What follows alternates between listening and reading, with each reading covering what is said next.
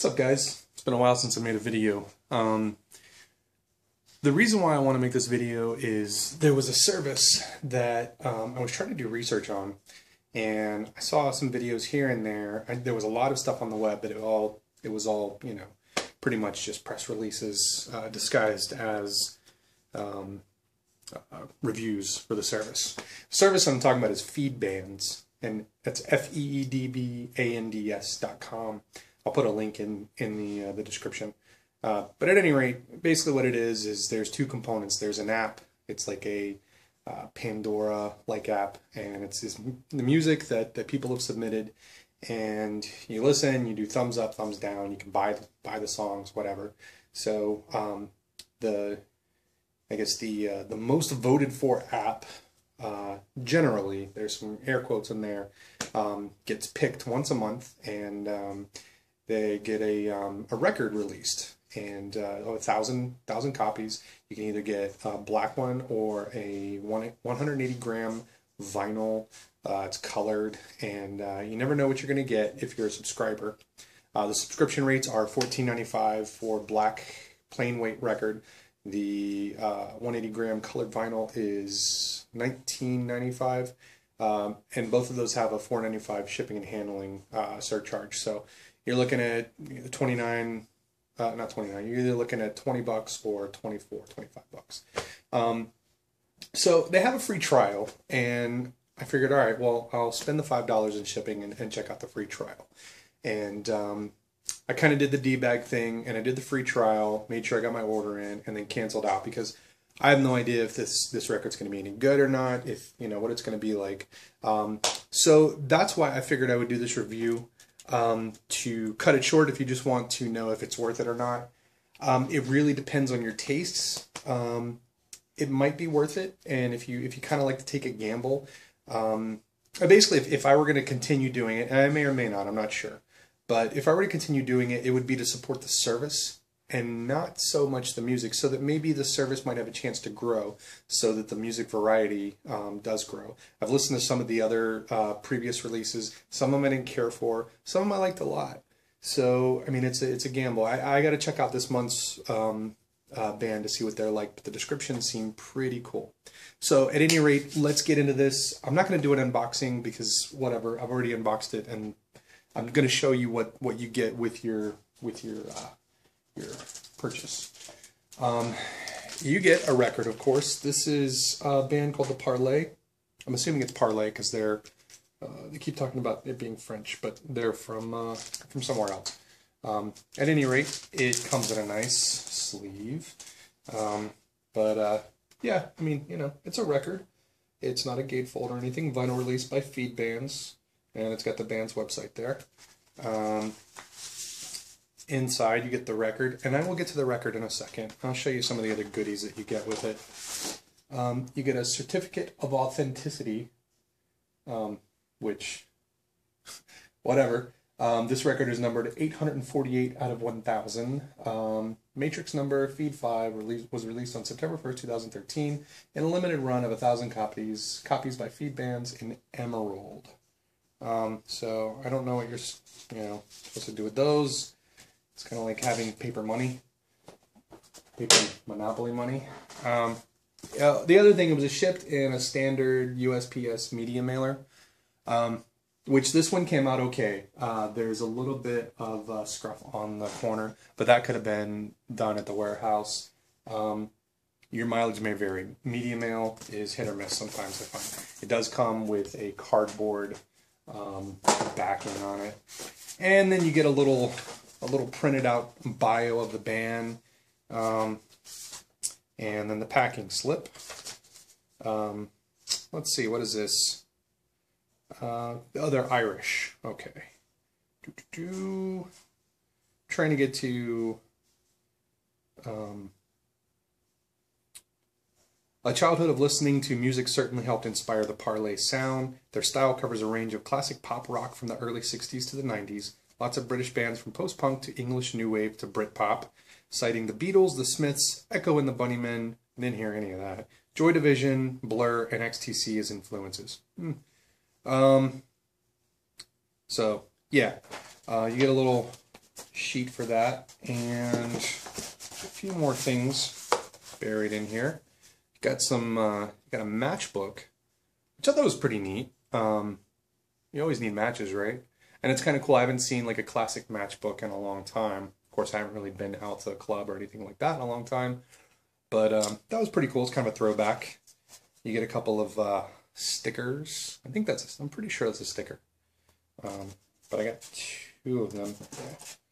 One of them is thin. One of them definitely feels like a sticker. This one, I don't know. This might just be a piece of plastic.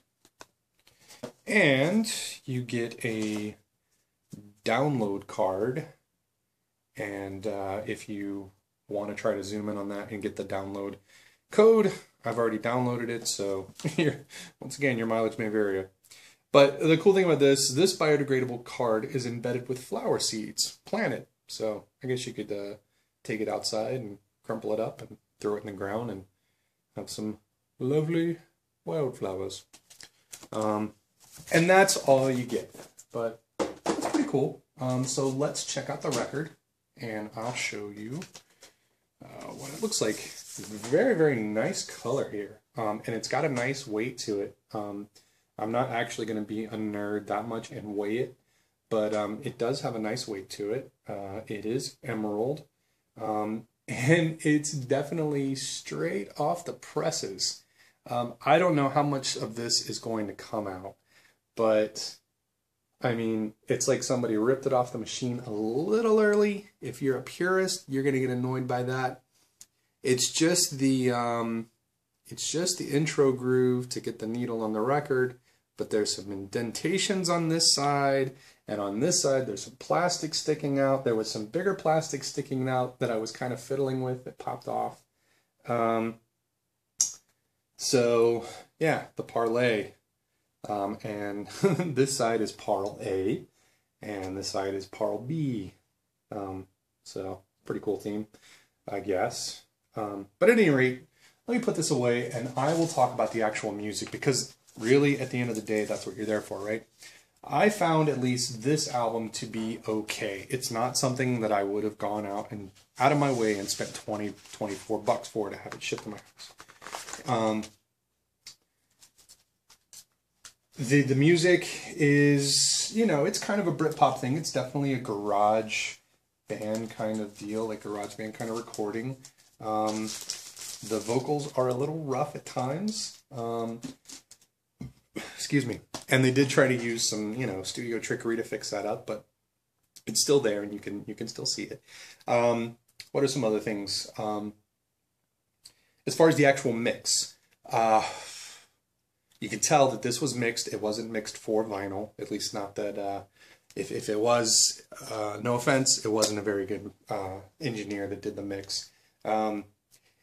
It is highly compressed, and it sounds like, you know, they tried to achieve the iPod sound. Basically what that means is, you know, normally in a waveform you have peaks and valleys and it goes along like that. Well, a lot of times you'll want to, you know, if you're recording for iPod or you're just recording to get the maximum sound, you bring all that up, then you squash it. So you basically don't have peaks and valleys, you just have like a brick wall there. It's a brick wall of sound. Sometimes that works to good effect. In this case, it tends to come off as a little distorted. Like I said, if I were a fan of this band and if I were a fan of this music and I were to go out and I were to pay $25 and bought this record and brought it home, I would be horrified at the quality. The quality of the mix is not good at all. I wasn't a fan of the mix. So that being said, is this something that I would continue doing? I've been thinking about that, and I'm not really sure. If I do continue it, it would be more for the idea, so that maybe they get some more variety in their music. There is a little bit of variety there on the stuff that they've already put out, and you can see that on their website.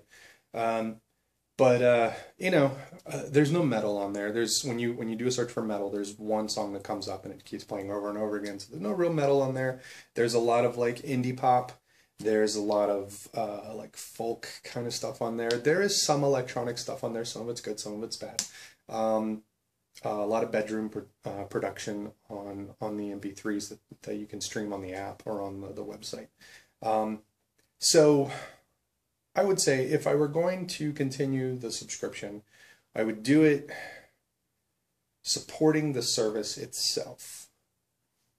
And I don't know if that is worth it or not. I haven't figured it out. I'm going to give it a few days to think about it. I don't have a lot of disposable income at the time because I'm just doing a lot of other stuff. But I don't know. So maybe I'll put a comment underneath this whenever I do get that figured out and let you guys know what I decided. I'm really in love with the concept. The concept is great. The concept is cool. I don't care that it's, all these bands that you probably have never heard of before. That's fine to me. That's great. I mean, I like crate digging. I like doing all that stuff, and to have like a magical record that comes to you once a month and it's pretty and, and it's new and you have no idea what it's going to be. Like, that's kind of exciting to me. But then, when you get 9 out of 12 stinkers in the course of the year and you've paid, let's say you pump 24 or $20 into it, not including the shipping and handling, that's $240 that you've spent on records that you didn't really care for. They do have a money back guarantee, so you can send the record back to them and get your money back. I don't think you get your shipping and handling back, and I think you have to take care of the shipping and handling to get it back to them. That's not confirmed. I don't know. This is a trial, so I can't send this back, and I'm not going to. So all that being said, that's feedbands.com. I think for independent artists, and I know a bunch of you out there, I think this is a great idea. I might throw some of my music up there. It's definitely not mixed for vinyl, but whatever. I mean, who knows? But for indie bands that are out there that are touring and that are serious about it, I think this might be a great venue for somebody to go. And they do pay their artists pretty well. At least their upfront copy says that as such. So that's my take on Feedbands. It's an honest take. Like I said, I'm in love with the service. This record, not in love with so much, but it's not bad. It's just not something I would have paid 24 bucks for. If I saw it and listened to it, I might have paid between $8 and $9. Not considering the fact that it's a color vinyl, but I might have paid $8 or $9 for it if it was just like a black vinyl somewhere. But at any rate, that's my take on Feedbands.com. Let me know if you have any experience with Feedbands, and I will catch you later.